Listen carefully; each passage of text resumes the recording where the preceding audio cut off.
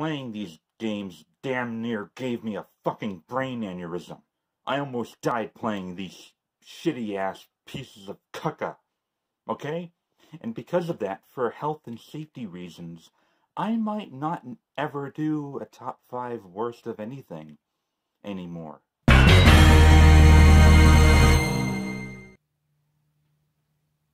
Shit!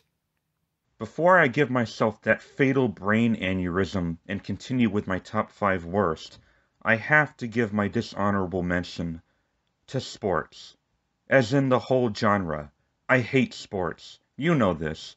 If I gave zero fucks about the legitimacy of my top 5 worst countdowns, I could fill the whole damn thing with sports games every year, even the better ones like MLB and NHL. But that would just be lazy. We all know how milked the sports genre is in the gaming industry by now. Every year we get a new game of each brand that's almost identical to the one we got last year. So why am I bringing this up? Because this might have just been the worst year for sports games since the Atari 2600 days. Just look at Madden 22. It comes out a buggy, broken mess with missing features, literally EA somehow managing to make each game worse and worse than the last one. You want to know what the saddest part about this is? This isn't even the worst sports game of the year. That poop-scented trophy goes to eFootball 2022, a free-to-play soccer game that's supposedly an evolution of the Pro Evolution Soccer series, yet comes out practically unplayable with the most hilariously awful facial expressions to ever see a release window.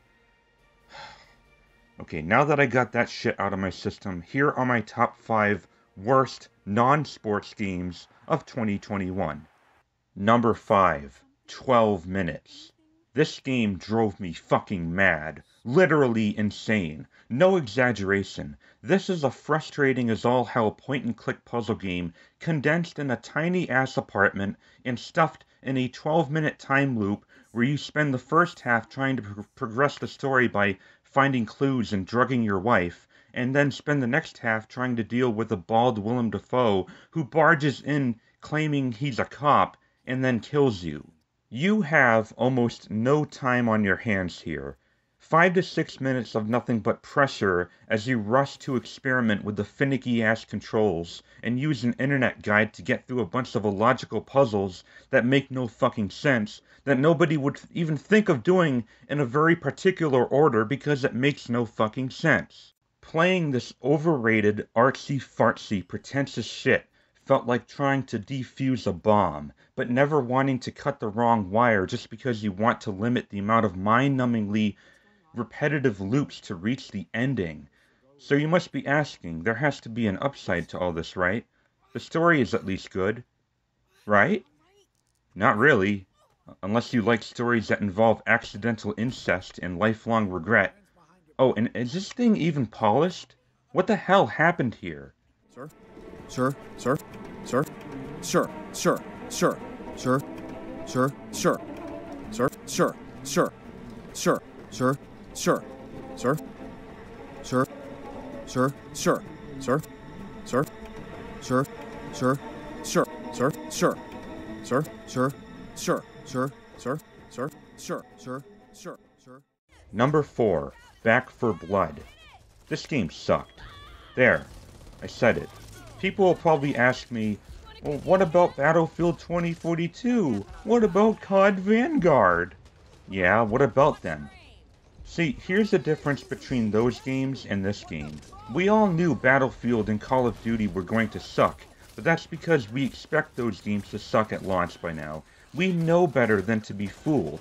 Or at least I did anyway. But I was not expecting it from the same people who made the amazing Left 4 Dead games.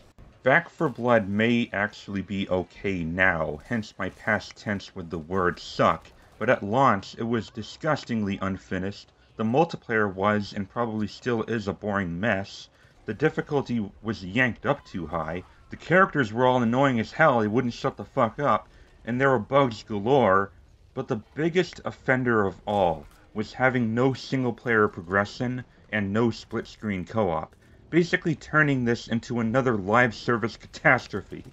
Sure, It may be okay now, but it's too late. The damage has already been done in my eyes. Why would I go back? I'd rather just play Left 4 Dead again. Number 3.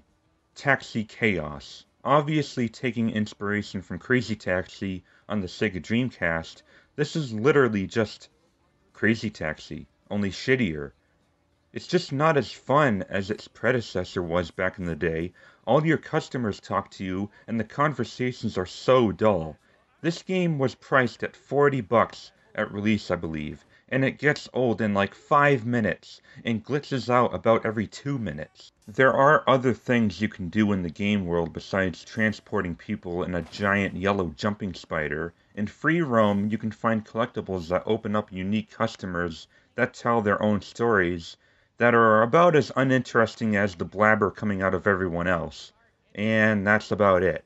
Yeah, it's anything but chaos. If anything, it should be called Taxi Boredom. The big problem with collectibles in this game is that there's no map at all. There's not even a compass to determine which direction you are driving. This made collecting everything a huge fucking pain in the ass. But I still did it all with an online guide, and I got my platinum trophy. Why did I platinum such a crappy game? Because it only took about 6 hours, and I was trying to get my money's worth, that's why. Number 2. Balan Wonderworld. Yeah, it's a wonder how this game came out the way it did. Every time I try to sit down and play this ugly garbage, I can only handle like an hour of it at a time. It's simply a horrible platformer because of its horrible design decisions.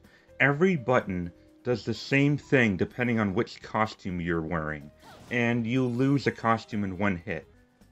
Let the first half of that dreadful sentence sink in. It's a platformer with no assigned jump button. You know what's really a kick in the pants? This is by the same director who made the original Sonic the Hedgehog games, Yuji Naka.